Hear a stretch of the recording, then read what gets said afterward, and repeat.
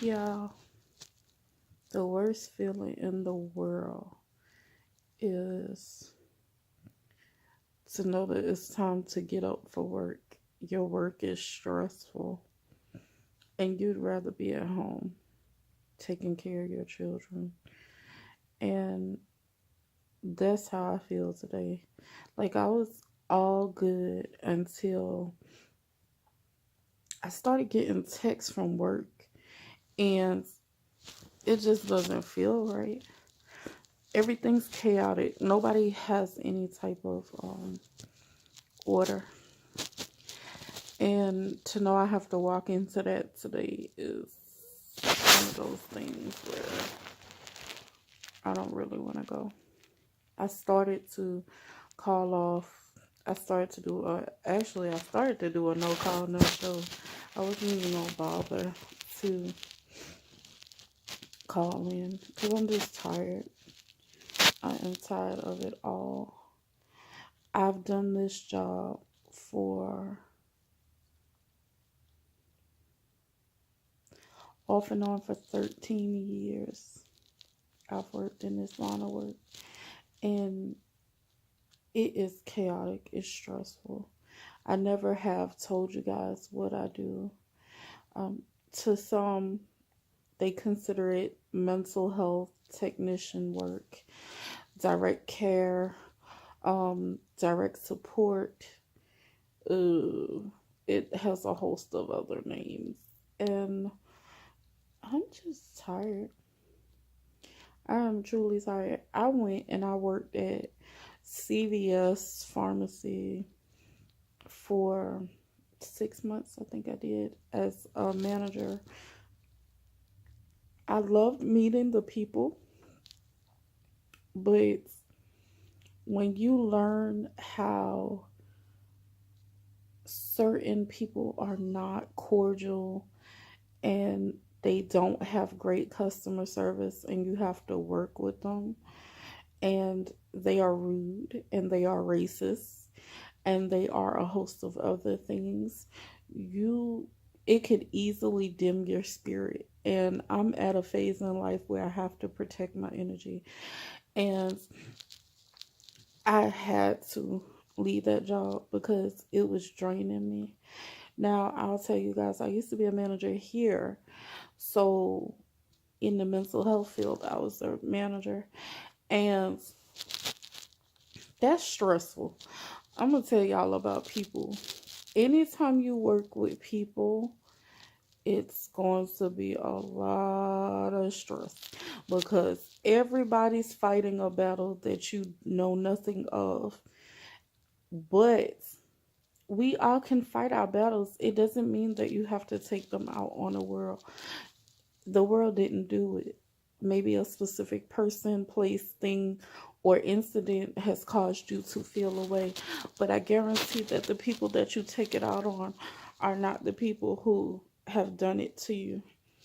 And you deal with that a lot here. People talk a big game about separating their work from their personal. They can't.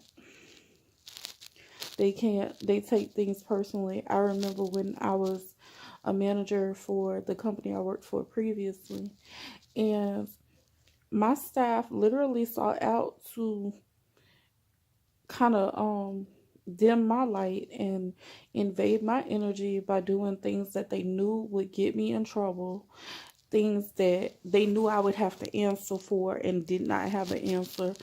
They did so many things. That's why when my boss died, I understood the pressure that he was underneath, because you take hits, and that's the side that staff and the people who work under you don't understand.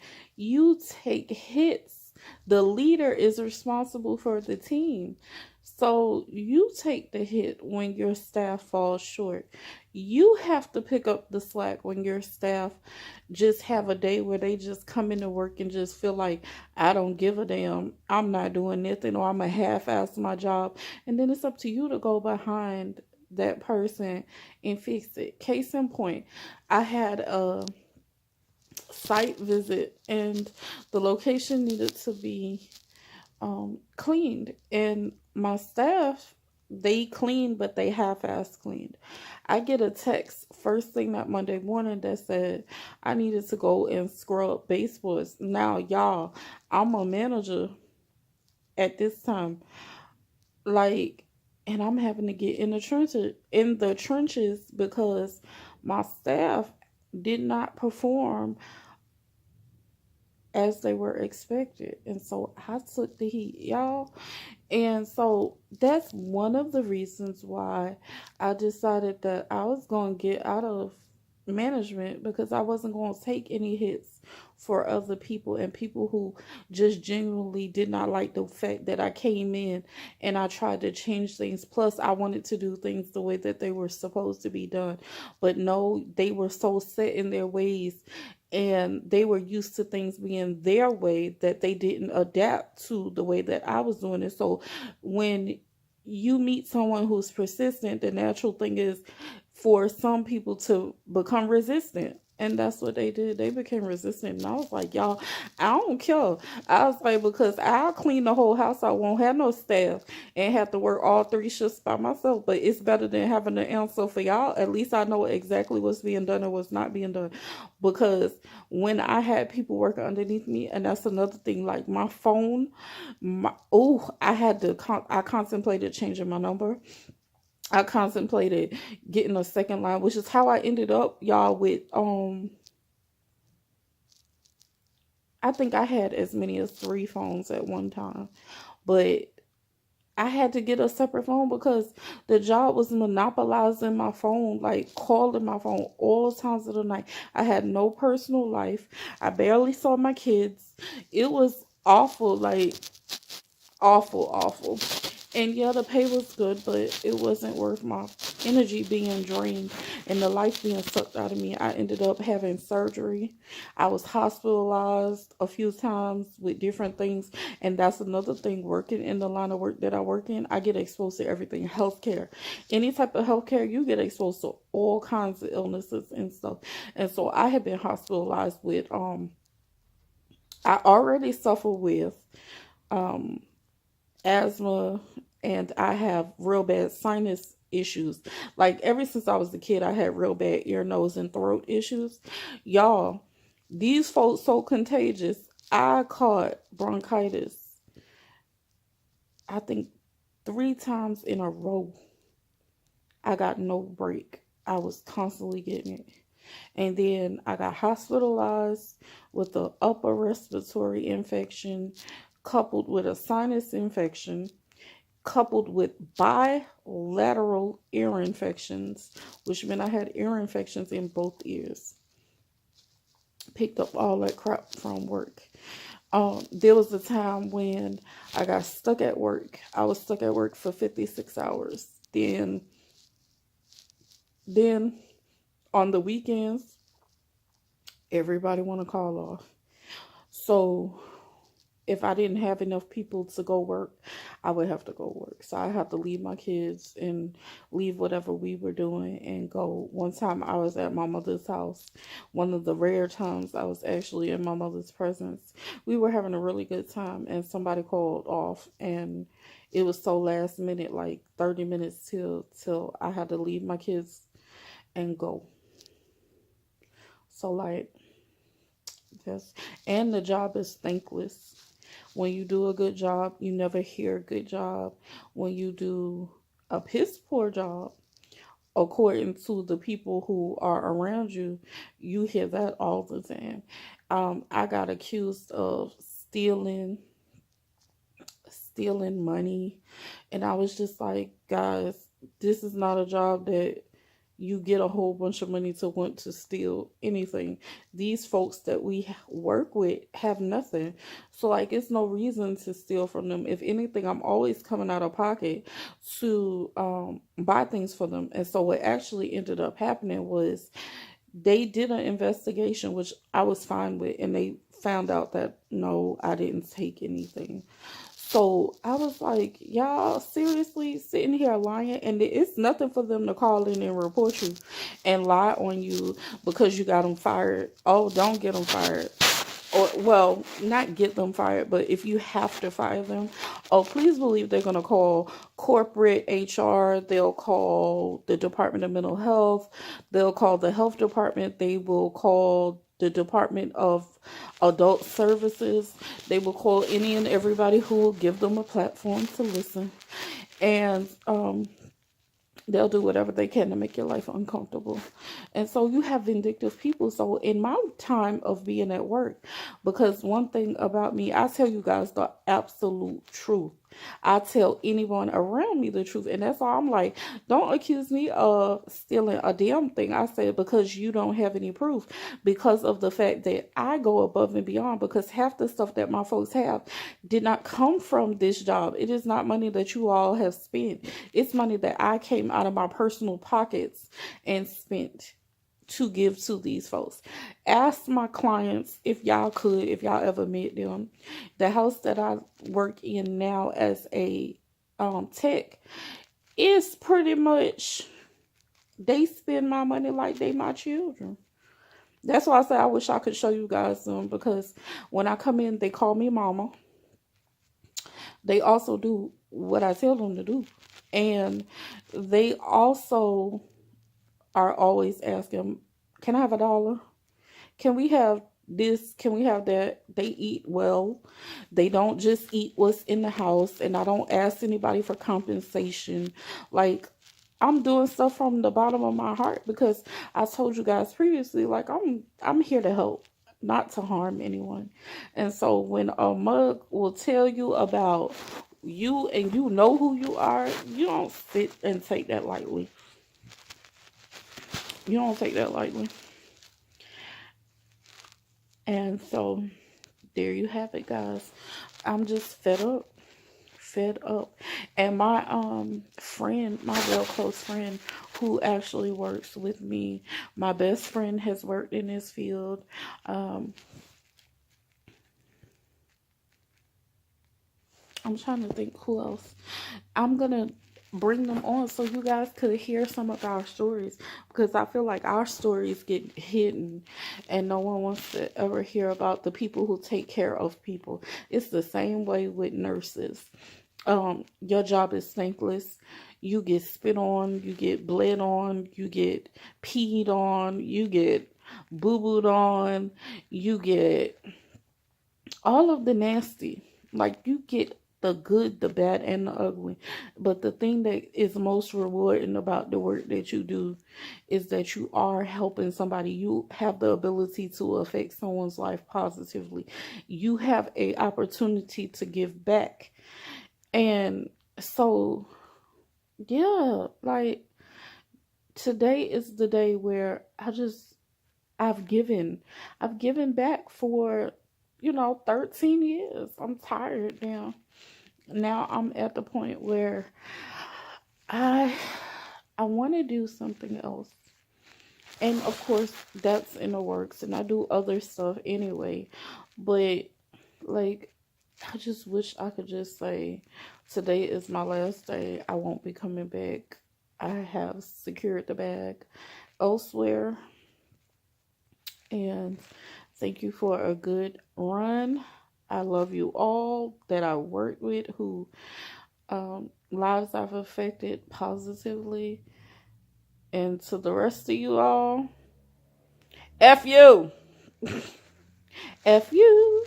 F you. That's cool. You cool. You cool. F you. Right? That's how I feel.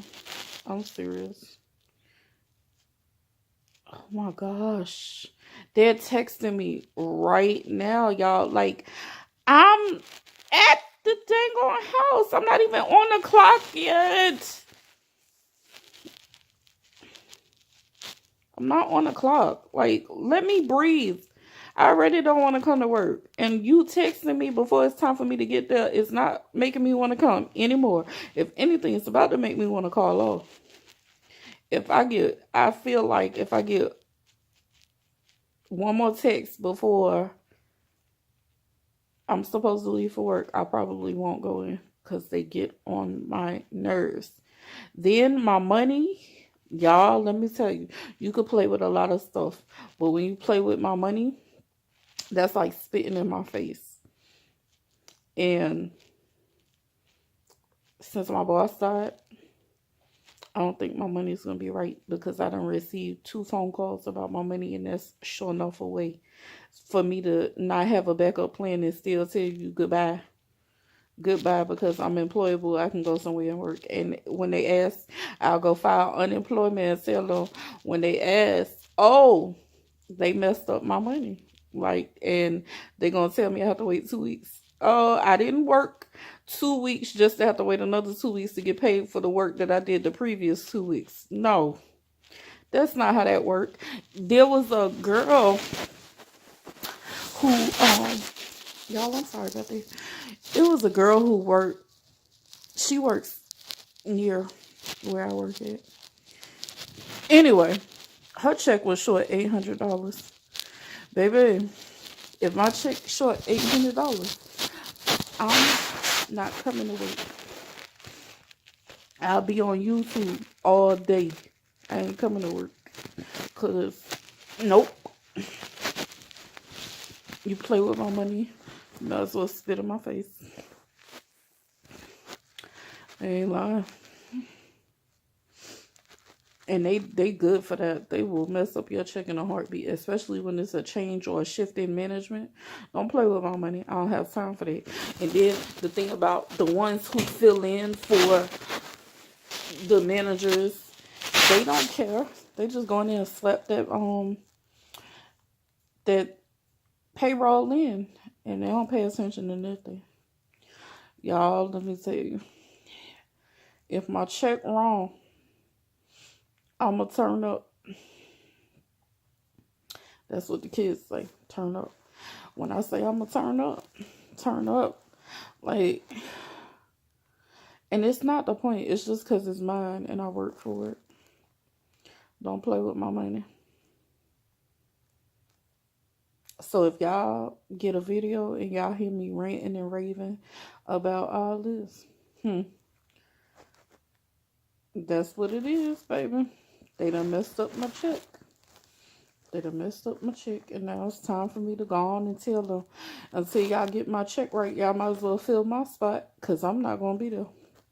And then I'm going to tell y'all about this stupid stuff people do. Our job is HIPAA protected, right? Our individuals are HIPAA protected. Let me tell you, these folks will do some of the craziest things on these people's clock. They'll sell weed. They'll go to the club, and they'll post on social media where they at, and know that they supposed to be on the clock at a location. And then somebody see, because we got a snitch that be on social media that go and sell everything they know. That's why you never, really, ever will see me post about my job on Instagram or Facebook. Never, ever, ever. But y'all, I be wanting to vent something. I be wanting to vent about the people, places, and things I experience on the day-to-day.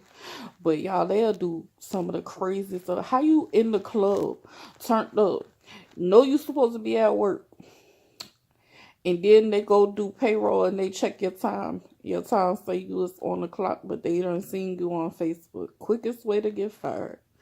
Foolishness. Or you trust to go and lead these individuals somewhere and go in like a place by yourself and lead them outside. Okay. Quickest way to get fired, because somebody always watching and lurking. And I'm going to tell you how I know. Because when I was on TV, no one knew. I didn't tell anybody. But it's a girl who worked for the company. She came up to me. She approached me. And she was like, I heard you was on TV. You do this, and this. And when she said that, I was like, how you know what I do? And so she was like, because I heard. I said, who told you? I said, I'm not being funny. I said, but for real, who told you? Y'all, and when she told me who told her, That let me know I got the biggest fan base. It's people who hate you the most that watch your movements. That's why I make sure I stun on them. Because what you watching for? I don't associate with you in real life. What you watching for? Get yourself somewhere and sit down, Gary. And then this the one that I was telling y'all about in another video that I don't. She the one that's the exception to the rule about my rule of people that you don't like, and she's one. So you watching me, and I know you watching me, like, for real. Oh, okay. I ain't know you was a fan. I signed an autograph for you. And she probably knowing her nosy self. The day that I shot the video, I had to go to work after I got done. And when I shot the segment, I had on a t-shirt. And y'all, she about saw the dang on t-shirt and went and logged on to my site or whatever. And that's probably how she know I'm nosy. And if you watching this video, you know who you are. Stop stalking me. Find you some business. You keep it up. I'm going to put up. I just finished telling people, like, I'm about to start having people around me sign non-disclosures for real. Because y'all wouldn't believe the stuff between my intellectual properties being violated to folks running their mouth about stuff that they really should not be. I'm about to start making people sign non-disclosures. Don't play with me. I'll be Beyonce out this mug. Everybody be. You can't fool with me without a non-disclosure. You hear? And speaking of which, y'all think I'm joking. Like, I'm literally about to consult with a lawyer to draft non-disclosures up for things that I have going on and whatnot. Because they're not going to be able to. Don't talk about me. Don't say nothing. And I'll be running around sending cease and desist letters to everybody. And then, don't you hate somebody who try to judge you based off of who they think you are? Not what they know, but who they think you are. Or what somebody told them. If you don't get somewhere and set your raggedy self down with that mess, I'm going to know something. I promise. I promise. Like, get you somewhere. Have you no business of your own? But I'm for real, I was upset about this. Don't be telling nobody. You don't know if I wanted nobody to know what I was on TV for and whatnot. What if I ain't want nobody to know that? It wouldn't matter because you already don't open your mouth. But I promise you, I think that's what it was, because I forgot that day I had my t-shirt on with my name and stuff and my website and my email and all that information on it. And she ran back. Like, sis, if you don't go somewhere, how you gonna tell this lady my business? Not for nothing. I don't care. The lady, it was some business what she wanted me to do. So, because it's gonna make me some money, I'm gonna keep letting her advertise and tell people my business, because it'll generate me some income. So, if somebody ain't talking about you with your name in their mouth, you literally ain't nobody for real. But because people keep inviting, hold on, y'all. Ooh, child, it's almost time to go to that. But if somebody ain't talking about you, it ain't nothing. I promise. And that's how I know when I'm doing something right, because my name will ring bells everywhere I go. My name will ring bells because I'm doing what I'm supposed to be doing. When you're not doing what you're supposed to be doing, or you're not doing anything that's noteworthy, ain't nobody finna talk about you. They're not going to be worried about you. They're only going to concern themselves with people who have a gift, a light, something to bring to the world. That's when you encounter your biggest resistance. When you start walking into your purpose, you start to get all of these roadblocks and all these people who try to stumble you. Child, go on now. Go on now. And then we as people start saying, I'm not going to talk about what I do because I don't want nobody praying and trying to block my blessings. What's for you is for you. Nobody can block that. You saw, and just like people will say, I'm not going to do that because so-and-so do that. Yeah, but she don't do it like you. So, and I think that's where my confidence level has always come from, knowing that we're all unique because nobody can do anything that somebody else can do. We're either going to do it better or worse than the next person. Or we're going to put our own little creative spin on it. So that's why I'm never worried about that. I'm not intimidated by people. Plus, I know I'm blessed. So I'm never worried about that. But what I am worried about, y'all, is going to this place of employment. I mean, I don't want to go. And yes, I'm going with this. And yes, I'm going with my eyes like this. And y'all, I had like, I'm going to start. I'm looking at this eyeshadow. Like, I'm about to start.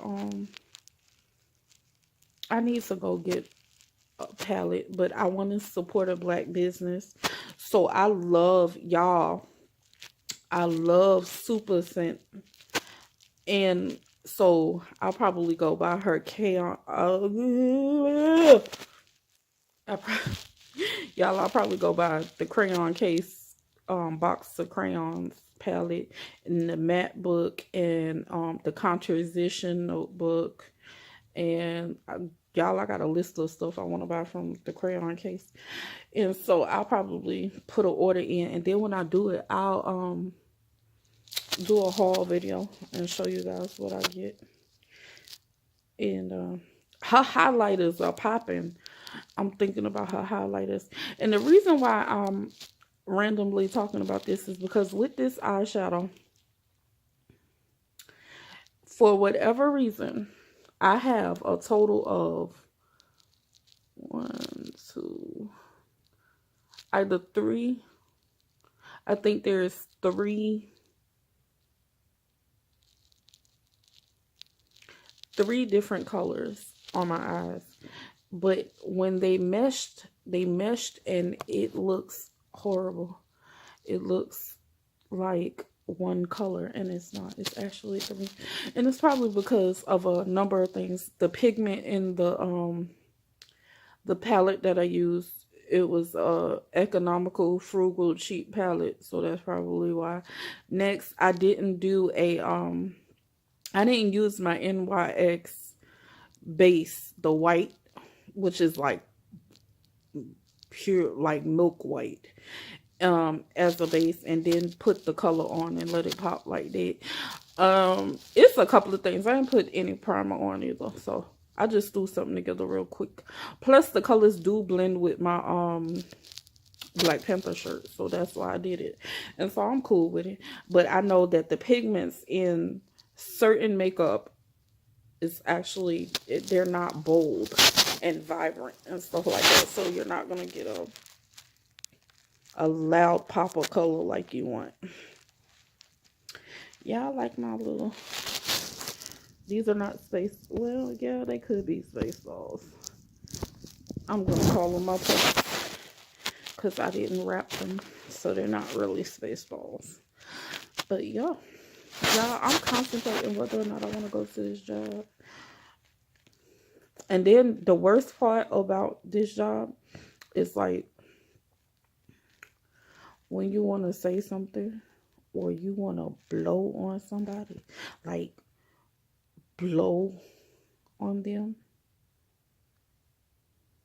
you got to hold it in and you have to maintain professionalism. Not everybody does, but like, I'll yes ma'am you to death, like, especially when you know, yes ma'am, yes ma'am, yes ma'am, yes ma'am, no sir.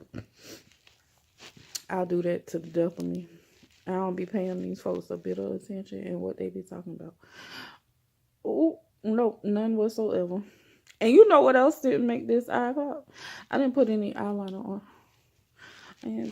I just did something quick. And then I've been in a horrible mood. Like, y'all know I'm grieving or whatnot. So I've been in a horrible mood. Like today, I woke up, I was okay, I was in a good place.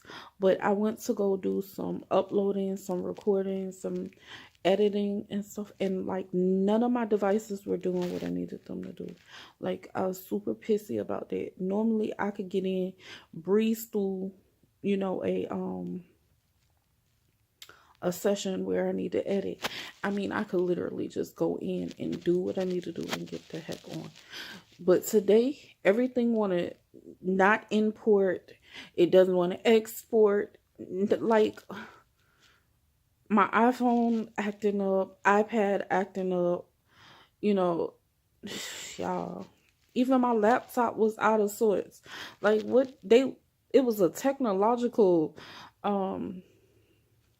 malfunction all the way around. Like it was getting on my nerves, and that was after hours. There was some footage that I was supposed to release today.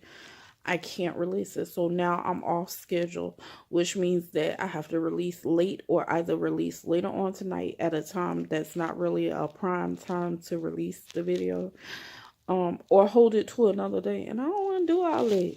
Like this video was so simple. I should have been able to get it and knock it out in 1, 2, 3. Can I knock it out in 1, 2, 3? No, because nothing wanted to upload, nothing wanted to edit properly. Like I was struggling today. Today was a bad day, as far as editing and video. And then my son, Jalen, the 14-year-old, Jalen started acting. He's not acting up. I'm not going to say that. I'm going to say there's a teacher who has been in my emails, texting his dad, texting me. And so his dad finally had enough. And he's a freaking certified whacker. So his dad calls and goes, "Oh, what's going on with him and this teacher?" I was like, "I don't know." I said, this teacher, I said, just off of the vibe that I get in her communication and having spoken to her one time prior when she so-called had a problem with Jalen, I made her nervous because I told her, I was like, well, I need to have a meeting with you and the principal. When I did that, she got super nervous. So I know that she's with the shit. So that means that when I go up to the school, rather not when, but I have to go up to the school because I have to put Jalen in her face and I have to put her in Jalen's face so that she could call him a liar to his face, or he can call her a liar to his face. Either way, I'm going to know who's lying to me based off of what transpires, and then I know how to proceed with it. But you're going to have to tell me to my face in front of my son what it is that he did and give him a chance to defend himself if that is the case. However, that is not, then I deal with you. I ask my child to leave, and then me, you, and the principal need to have a talk, because now I need y'all. So yeah, sis tried it, and I don't want to pull the race card. I really don't want to pull the race card, but she is a young, and then it may not even be race. It could just be young and inexperienced teachers, because she is a young teacher, and I feel like these teachers nowadays don't control their classroom. Like, I'm not that parent that's going to come up here and smack you because you told my child what's best for them to do at that moment. I'm not that parent. Like, I don't go around talking about I'm going to slap you because you talking to my child. No, it's not. What you say is how you're saying. Your delivery is everything. And I need you to run your classroom, because I can't consciously run up there every time you call me about Jalen. Like, I can't do that, because I'm not always going to be in a position to be able to do that. So I'm going to need you to hold your classroom down. That means you need to do what you need to do to maintain control in your classroom. Simple. Long as you don't put your hands on my child, long as you are not mistreating him, because you can discipline him without mistreating him, I don't have a problem. Don't nitpick. Don't antagonize children. Children are people, and they have feelings too. Just like we have thoughts and ideas, so do they. You know, and I don't teach my children to bow down to anyone that is disrespectful and rude. Don't do that. Mind you, he's not going to get nasty with you. He's just not going to be compliant. And then you'll have to call me. And then he knows once you call me, then I'll then talk to him and be able to get to the bottom of what it is and what you did that caused the reaction that you got from him. Again, life is full of, for every action, there is an equal and opposite reaction. Life is filled with that. It doesn't just apply to science and physics and stuff. It doesn't apply to just that. It applies to life because it is true. Y'all, Justin had a teacher like that, but Justin is a different child. Teachers will mess with Justin until they realize that Justin takes nothing lying down. Justin is very vocal. And if he has a problem with you, you're going to know it. And if he knows that if he can't get a reaction or get the response that he needs from you, he'll call me. He'll definitely call me and text me and tell me what you did or what you said that was out the way that have him feeling away. But there was a teacher who used to pick with Justin. And then when Jalen was in the same school, she started with Jalen and I had to go up to the school. Perfect example. I went up to the school and I was like, ma'am, I was like, if you have an issue with his older brother, don't take that out on him because he's not the same person. You cannot treat Jalen the same as you would Justin. They're two different people. They come from the same mother and dad, but you can't treat them the same because they're not. So, y'all, these people. And I don't know if it's just down here in the South with a lot of the stuff that my children have been going through. But I don't recall going through any of that stuff when I lived in New York.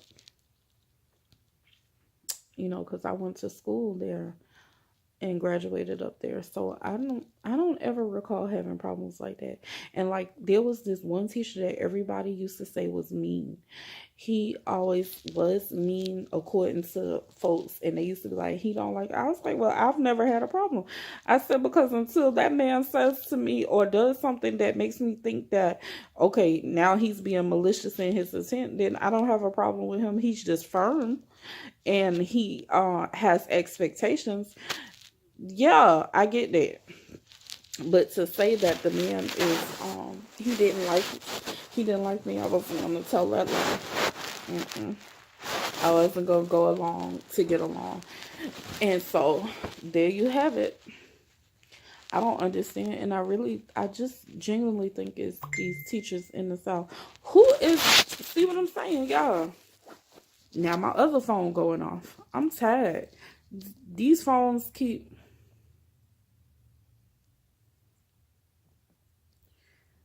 Oh, well, I'll accept this one. It's not crazy stuff. It's not crazy.